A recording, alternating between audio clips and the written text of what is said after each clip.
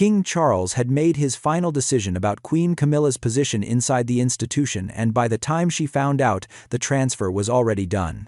What looked from the outside like a quiet reshuffling of royal duties was, in reality, the most calculated act of his entire reign. A deliberate dismantling of the role she had spent 30 years fighting to earn. But when Camilla finally understood what had happened, she walked straight to her husband and made one demand that nobody inside the palace saw coming. Before we uncover what really happened behind those closed palace doors, make sure you're subscribed. Stories like this one never end where they begin. But that single rejection only makes complete sense once you understand what had been building inside the palace for years, almost entirely out of public view. Camilla stood alone in a private room inside the palace. Her face was deeply flushed, not from anger, but from something she had not experienced in 30 years of surviving everything this institution had thrown at her. The man who had just walked out of that room was her husband, the man who had just looked her in the eyes and said no. Not reluctantly, not apologetically. He had said it clearly, held her gaze for a moment longer than was comfortable, and then he had turned and walked out. No negotiation. No second conversation offered. No door left open behind him. What Camilla was feeling in that moment was not simply the sting of a rejected request. It was the specific and devastating recognition that the ground beneath her had shifted quietly, systematically, and completely while she had been standing on it. The transfer had already happened. The decision had already been made, formalized, and locked into the structure of the institution before she had any formal window to challenge it. By the time she understood what was being taken from her, it was already gone. To the outside world, what had been unfolding over the preceding months had looked like a natural evolution, a shifting of responsibilities, a modernizing institution redistributing its working duties across a leaner senior family. That was the version available to anyone reading the public record. The version happening behind closed doors was something else entirely. A deliberate and systematic transfer of institutional power had been underway for months, moving in one direction only, away from Camilla and toward Catherine. Patronages that Camilla had spent decades building from nothing, causes she had nurtured through years of public hostility and personal cost, had been removed from her portfolio and handed elsewhere. Official documents where her involvement would normally be listed as a matter of standard protocol carried her name in some places and not others. Staff who had historically worked within her operational structure were receiving their instructions from a different direction. And Catherine, the Princess of Wales, the woman the British public had spent the past year watching with a raw and frightened kind of love, had been quietly given authority that went far beyond anything her position had historically carried. Not as preparation for a future role, in the present tense, operating within it right now. Charles had not reacted impulsively. He had not made this decision in a moment of anger after one difficult conversation. He had been moving the pieces for months, carefully, legally, and with the full weight of institutional process behind every step. By the time the pattern was visible enough for anyone on the outside to report on it, it was already finished. Camilla had exactly one move remaining. She had gone to Charles directly. She had asked for something specific, a written guarantee, something with legal and institutional weight, something that could not be quietly reversed the moment it became inconvenient. She had told him exactly what she needed protected and exactly why she needed it in writing this time. And Charles had said no. Then he had turned and walked out and left her standing there in a room that suddenly felt very different from any room she had stood in before, because for the first time in 30 years, she was standing in it alone. The public had no idea any of this had happened. They were not supposed to. But understanding why Charles was capable of this and why Camilla never saw it coming requires going back to what it actually cost her to get here. And how much of that price she paid completely alone. After Diana died, Camilla could not appear in public without serious security concerns. The grief the country felt had not stayed grief for long. It had curdled into something harder and far more directed, open fury, aimed almost entirely at her. She spent years in effective isolation, unable to step outside without being immediately surrounded, unable to speak publicly without triggering a fresh wave of hatred so intense that publications began forwarding their mail directly to the police. Her son Tom kept binoculars in the upstairs bathroom. Every morning before anyone in the house stepped outside, he would stand at that window and count the photographers hiding in the bushes. That was the daily reality of being Camilla Parker Bowles in the years following Diana's death. That was what the public's judgment looked like, up close, from inside the walls of her own home. She did not disappear. She did not collapse. She did not ask Charles to choose differently. She stayed. And she built. The patronages, charities, arts organizations, healthcare causes, literacy programs were how she fought her way back. One by one, carefully, patiently, she attached her name to causes that needed a champion and showed up for them consistently, even when showing up meant walking into rooms where not everyone was glad to see her. She was building a public identity from the ground up, replacing the one that had been destroyed by Diana's death and the world's verdict on her role in it. In the world of the British royal family, a patronage is not a side project. It is not a hobby or a title. It is the entire job. It is the reason a working royal exists as a public figure at all. When a member of the royal family holds a patronage officially representing and championing a major institution or cause, they are doing the only real work the monarchy requires of them. It is how you justify your presence.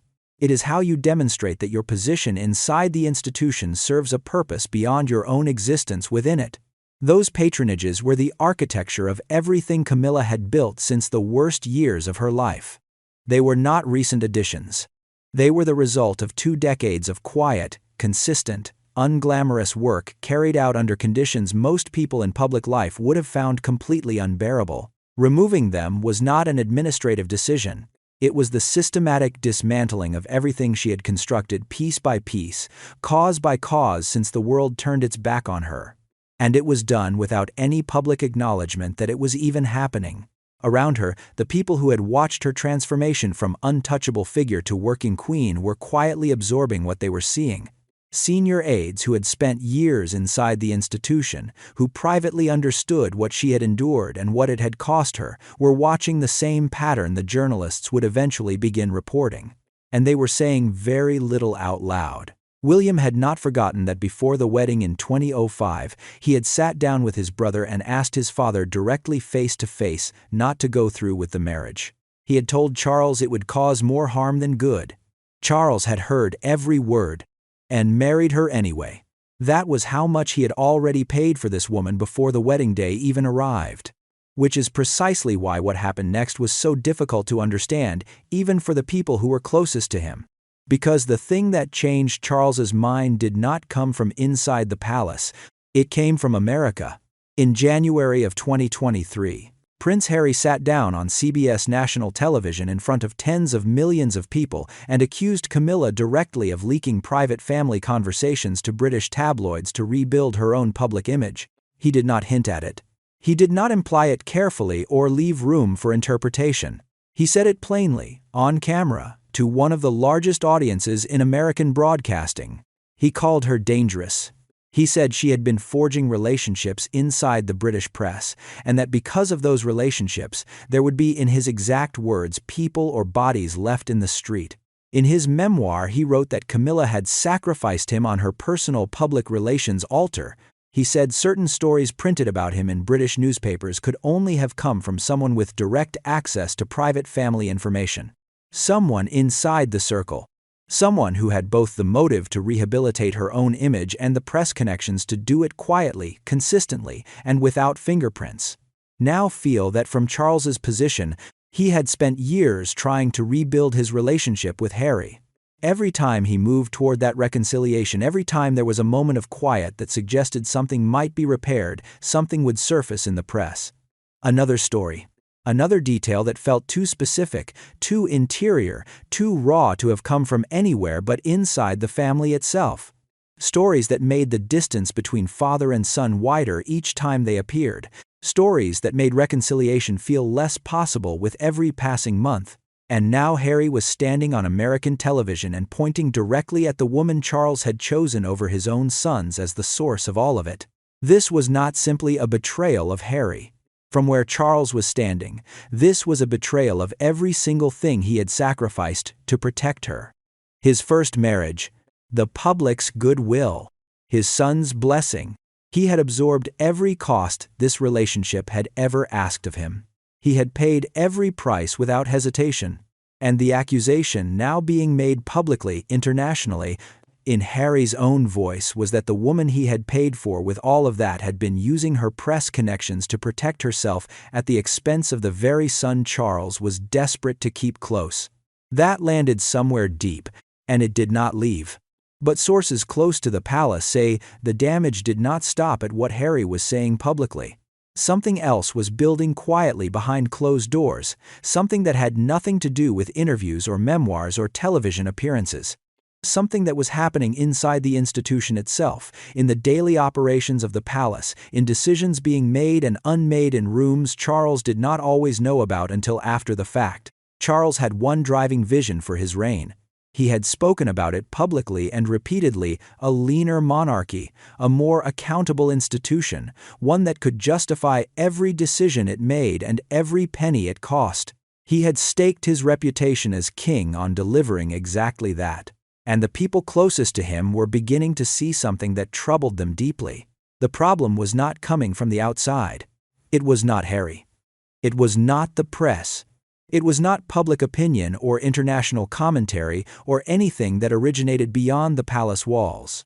It was coming from inside his own household, and it had been going on for longer than Charles had realized. While Charles was in cancer treatment, barely able to stand some mornings, but still pushing through public duties because the alternative was allowing the institution to appear leaderless. Sources say Camilla was making moves inside the palace that were beginning to deeply alarm the people closest to the palace. King. She was canceling Charles's official engagements without his knowledge.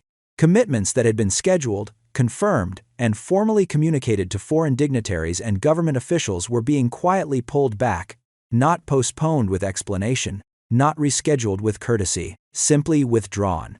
And the people on the receiving end of those cancellations were not being given reasons. They were being given silence. In the world of international diplomacy and institutional relationships, that kind of silence carries a specific and damaging meaning.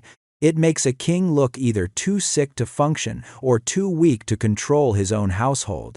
Neither was a message Charles had any intention of sending, and neither was something he had authorized anyone to send on his behalf. But the cancellations were not the worst of it. Camilla was also inserting herself into financial decisions that sat entirely outside her remit. Decisions about where money moved inside the institution, which projects received funding and which ones quietly lost it, which priorities were advanced, and which ones were allowed to stall without explanation.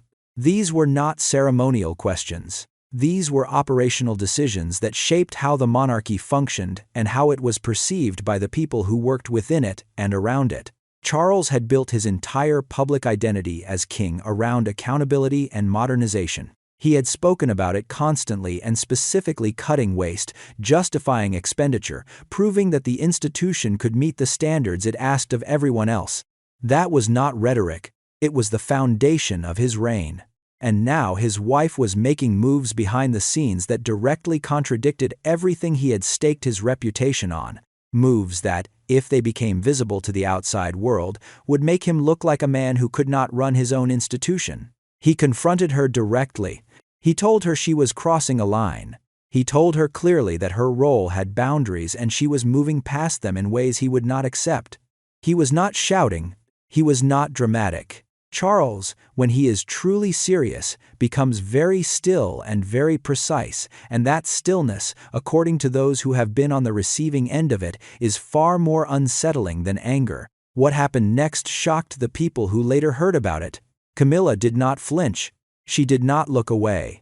She did not apologize or soften or offer any of the concessions the moment seemed to be asking for. She looked straight back at him, and her eyes said everything her mouth did not. They said with complete clarity and absolute calm, "You do not get to stand there and tell me what to do." This was a woman who had watched the entire world spit on her name for 30 years and kept walking regardless.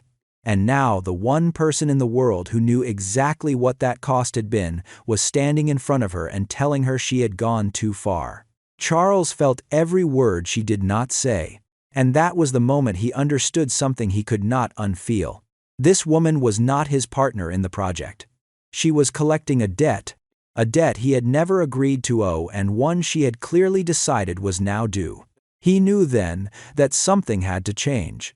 And he already knew who he was going to give her crown to.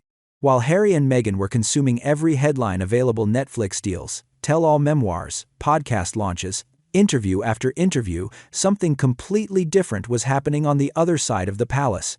Quieter, more deliberate, and building toward something nobody on the outside had yet fully understood. Catherine was not fighting anyone. She was not generating friction or making demands or positioning herself publicly against any member of the family. She was working, consistently, seriously, and in a way that was beginning to add up to something nobody had anticipated. She had launched an initiative focused on early childhood development, the science of what happens to a child in their first 5 years, and how profoundly those years determine almost everything about who that child becomes as an adult. She was not simply lending her name to it, she was sitting in rooms with neuroscientists and government officials and making the case with data, with research, with the kind of specific and informed fluency that does not come from a briefing document read the night before. Politicians started listening. Researchers started returning her calls. She was getting meetings that royal titles alone do not open because she had walked into a policy space where nobody expected a princess and made herself someone people genuinely needed in the room. A YouGov survey would later put her public approval rating at 74%. For context, Camilla has never come close to that number. Not once in 30 years of public life, Charles took notice. And then Charles took action. The institutional response began quietly and moved quickly. Catherine was brought into conversations and decision-making spaces that had previously been the exclusive territory of the most senior working royals. This was not preparation for a role she would eventually hold somewhere in the future. This was present tense, operational involvement in the real running of the institution right now, in real time. She was designated expanded authority as a counselor of state. That is the formal title given to senior royals who are legally empowered to act on the monarch's behalf when he is unavailable. Her expanded role reportedly included the ability to receive foreign ambassadors on behalf of the crown and to preside over certain Privy Council meetings. The Privy Council is the formal body of senior advisors to the monarch. Presiding over its meetings is one of the most direct expressions of royal authority that exists anywhere within the British constitutional structure. These are powers that have never traditionally been held by a Princess of Wales. Catherine was not the Queen, she was not the monarch, and she was being handed functions that went far beyond anything her position had historically carried. Sources describe Charles reviewing her major public speeches before delivery, opening institutional doors that would normally require years of accumulated seniority to reach, involving her in strategic conversations that sat at the very center of how the monarchy was positioning itself for the decades ahead. He was treating her the way a chief executive treats the successor they have already chosen, investing every available resource in the person they believe is the only one capable of keeping the organization alive and relevant into the next generation. Camilla's name, meanwhile, was beginning to disappear from key institutional documents where her involvement would normally be listed as a matter of standard protocol. She felt it before anyone said a word to her directly. Decisions that had previously moved through her office were going somewhere else. Conversations she would ordinarily have been included in were reaching conclusions without her. What she did not yet realize was that the decision was not still in progress. It was already done. By spring of 2025, the internal reshaping of the British monarchy could no longer be quietly contained within palace walls. Major news outlets were reporting what royal insiders had been watching for months. A deliberate and systematic transfer of institutional power was underway, and it was moving in one direction only, away from Camilla, toward Catherine. People who had spent decades professionally observing the royal family said they were struggling to explain the pattern as anything other than intentional. Every individual shift, taken alone, could technically be explained away. A routine redistribution of duties. A natural evolution of responsibilities within a modernizing institution. But taken together, laid side by side, examined as a sequence rather than as isolated decisions, they told a story that was impossible to misread. The most painful part of the operation was what happened to the patronages. Several of Camilla's most significant patronages causes she had spent not months but decades building from nothing, nurturing through years of public hostility, expanding through consistent and deeply personal investment, were removed from her and handed to Catherine.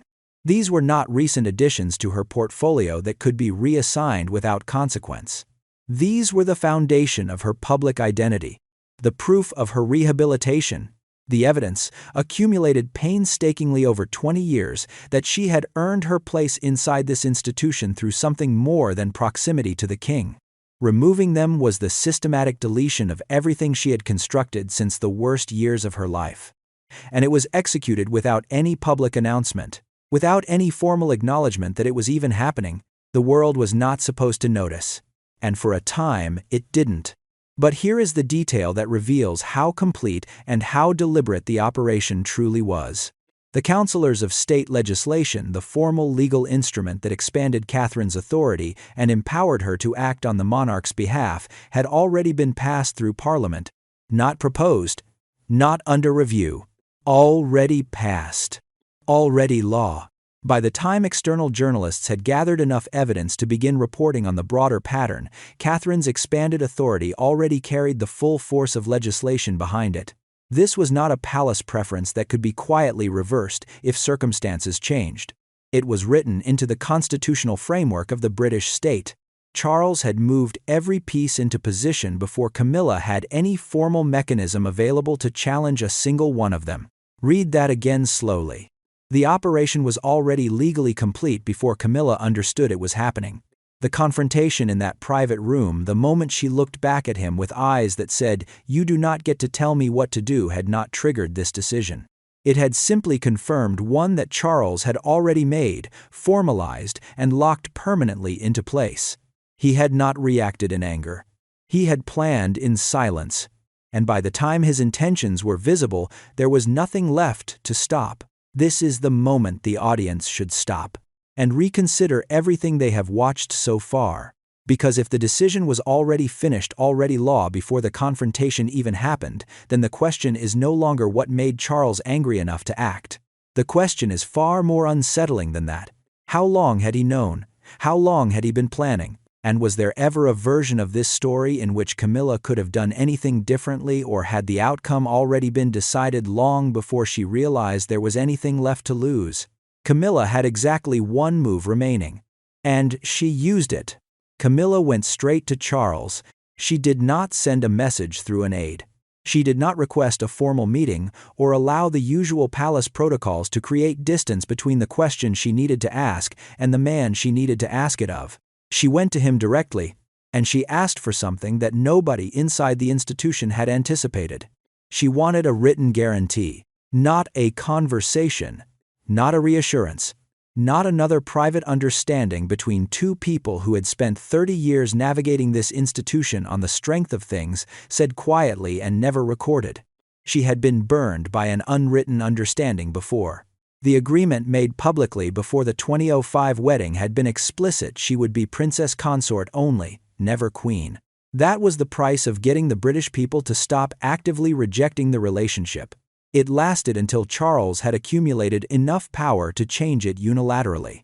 She was not going to rely on another verbal commitment. She wanted it in the rule book this time. She wanted something with legal and institutional weight that could not be quietly reversed the moment it became inconvenient to honor.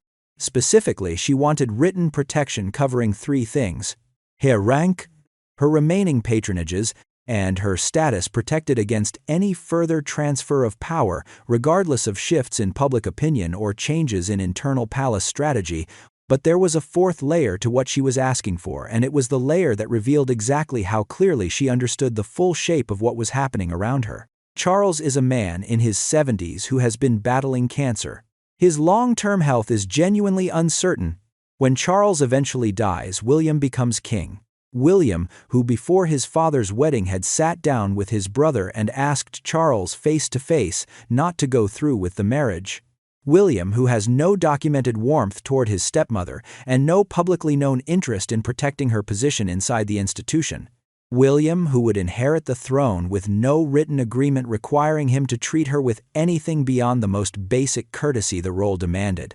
Camilla was not simply asking for protection against what Charles was doing right now, in the present tense, in this palace, during his reign.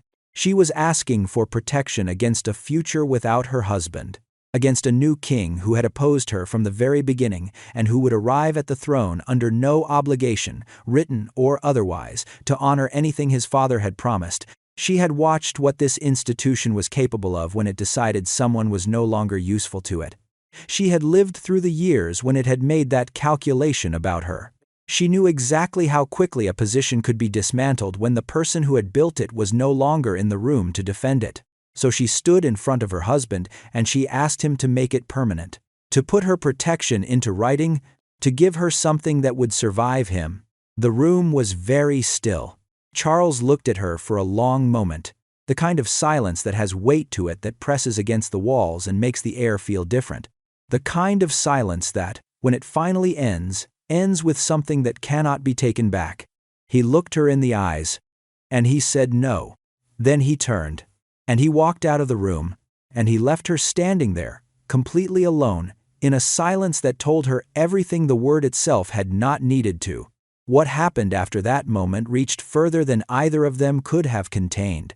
In January of 2024, within hours of each other, the palace announced that Charles had been diagnosed with cancer and that Catherine had undergone major abdominal surgery. The working structure of the senior royal family collapsed at once. Charles was pulled from public duties. William stepped back entirely to be with his wife and their 3 children. The institution needed someone visible, someone steady, someone who could hold the front line while everything behind it was quietly falling apart. That person was Camilla. For nearly 3 months, she was the most visible senior working royal in Britain. She showed up to everything. She held engagements. She represented the crown at major public events. She did more concentrated public work in those 3 months than she had managed across most of the previous year. She was consistent, composed, and entirely professional. The world barely registered it. Because the world was not watching Camilla, the world was watching a different story, one that had begun on Christmas Day when Catherine was last seen publicly and had not resolved itself since. The palace was saying almost nothing about her condition. Updates were minimal and carefully managed. And that silence, sustained over weeks, created a vacuum that the internet filled with something that genuinely shocked even seasoned royal observers. The hashtag asking where Catherine was exploded across social media and stayed there. Not for a day, not for a week, for months. People were frightened for her in a way that felt personal and unmanageable. Conspiracy theories multiplied by the millions. Every day that passed without a clear and human update made the anxiety wider and the speculation louder. Then, on the 22nd of March, 2024, Catherine released a video. She was sitting outdoors, calm, direct, her children visible nearby. She looked straight at the camera and told the world she had cancer. She had discovered it following a planned abdominal surgery. She asked for time. She asked for privacy. She did not perform strength or manufacture composure. She simply told the truth, in her own words, on her own terms, and trusted the public to receive it. That video was watched 15 million times within the first 24 hours. World leaders issued public statements. Flowers appeared outside Kensington Palace without any organization behind them, without anyone being instructed to bring them or coordinated to show up. People simply came because they wanted to, because something in them responded to what they had seen and needed to express it physically in the only way available to them. Within 48 hours of that video going live, Camilla was invisible again. 3 months of leading the institution, 3 months of steady, unglamorous professional public service wiped completely from the public conversation in a single news cycle. The world had pivoted instantly and totally, and there was nothing anyone could have done to slow it. Multiple credible outlets made the same observation within days. They said the public reaction felt like August of 1997. That is the most loaded sentence anyone can speak about the British royal family. August of 1997 is when Diana died, and the grief that followed her was so vast, so raw, and so entirely uncontrollable that it shook the monarchy to its foundation and came within reach of permanently destroying its relationship with the British people. Charles had been inside that machine. He had watched it happen from the inside. He knew exactly what it had cost. And now he was watching the British public respond to Catherine with the same terrifying, unmanufactured, impossible-to-contain intensity. He understood precisely what that meant, and he knew he could not afford to be on the wrong side of it again. When Catherine returned to public life, she did not make an announcement. She did not stage a comeback or construct a moment designed to signal her recovery. She simply appeared. And the way the world responded to that appearance told Charles everything the approval ratings and the policy meetings and the institutional documents had already been telling him for months. Only this time, it told him in a language that required no interpretation at all. The cameras caught everything. They caught the way a crowd changed when she arrived. Not the polite, organized enthusiasm that greets most senior royals at formal engagements, the kind that follows a program and dissipates the moment the car pulls away. Something warmer than that. Something less managed. People leaned toward her instinctively, the way people lean toward a source of heat without consciously deciding to move. Children were lifted onto shoulders. Voices called her name not with the formal deference the occasion required, but with the particular urgency of people who had been genuinely frightened of losing her and were only now beginning to believe they hadn't. She moved through those moments with a quality that is almost impossible to manufacture and entirely impossible to teach. She was present in a way that made every person she spoke to feel, for the duration of that exchange, like the only person in the room. She remembered details. She asked questions that were not on any briefing document. She laughed at things that were actually funny, and the laugh was real, and the cameras always knew the difference. The walking order at formal occasions told its own story, one spoken entirely in the precise and loaded vocabulary of royal protocol, where position communicates everything that dialogue cannot. Where she stood. Who stood beside her. The geometry of official photographs in which the eye travels, without being directed, to the person the institution has quietly decided is its center. Catherine was not pushing toward that center. She was simply already there, and the arrangement of everyone around her confirmed it without a word being spoken by anyone. Camilla was present at the same events. She was not excluded. She was not publicly diminished or made to stand apart in any way that could be pointed to directly and described as deliberate. She was simply peripheral in a way that was somehow more devastating than any open confrontation could have been. She stood where protocol placed her. She fulfilled her duties correctly and completely, and the cameras moved past her with the quiet indifference of an institution that had already decided where its attention belonged. There was one moment caught not by an official photographer but by a camera positioned at a slight distance in which Camilla was visible watching Catherine move through a crowd. Her expression was entirely composed, not hurt, not angry, not performing any emotion that could be clipped and circulated and stripped of its context. She was still in the particular way that people are still when they are working very hard to remain so. And in that stillness, for just a fraction of a second, something passed across her face that no amount of royal training had quite managed to erase. She had seen this before. Not from this angle, but she had seen it. She knew exactly what this kind of public love looked like when it settled on someone. She had watched it happen to Diana for years, from a very different position. And she understood in that moment, with a clarity that required no further explanation from anyone, that Charles had not simply made a decision about patronages or institutional authority or legal documentation.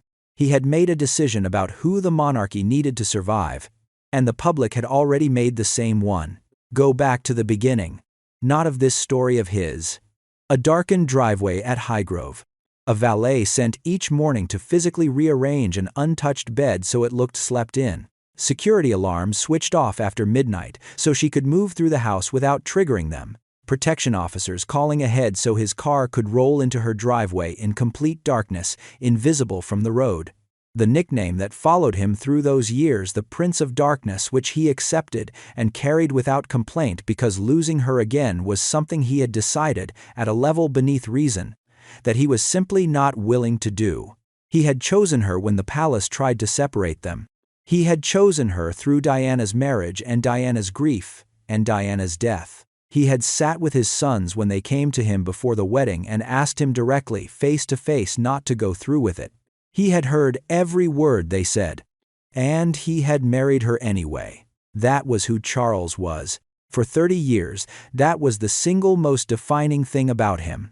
The man who chose love over everything, over public opinion, over institutional pressure, over his own son's pleas, over the judgment of an entire country that had not yet forgiven either of them. And now, at the end of his life, in the middle of his cancer treatment, having finally built the reign he had always said he would build, he had made a different kind of choice entirely. What changed? The answer is not complicated, even if it is painful. He had watched what happened when this institution failed the person the public loved. He had been inside the machine that failed Diana, cold when it should have been human, managed when it should have been honest, self-protecting when it should have been accountable. He had watched the British people respond to that failure with a grief so enormous it nearly destroyed the monarchy's relationship with the nation permanently. And he had carried the weight of his proximity to that failure every single day of his reign. Now he was watching the British public love Catherine with the same raw, uncontrollable, unmanufactured intensity. And he was not going to be the man who made the same mistake twice. Protecting Catherine's position had become, in his mind, indistinguishable from protecting the monarchy's survival. Whatever that cost him personally, he had decided he was prepared to pay it. Who changed? Charles, permanently and irreversibly. The man who chose love for 30 years had chosen the institution. That is not a small thing. That is the transformation of everything he believed himself to be. Who lost? Camilla. Not her title, not her public position, but something harder to name and far more difficult to recover, the certainty that the one person who had always chosen her, regardless of cost, would continue to do so.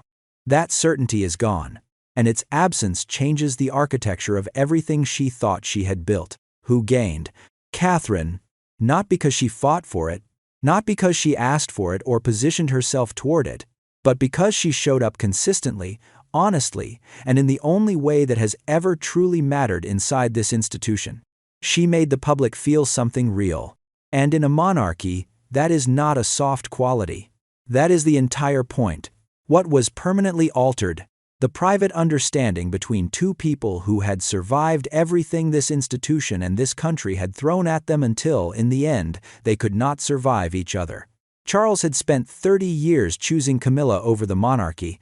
In the end, the monarchy simply waited him out.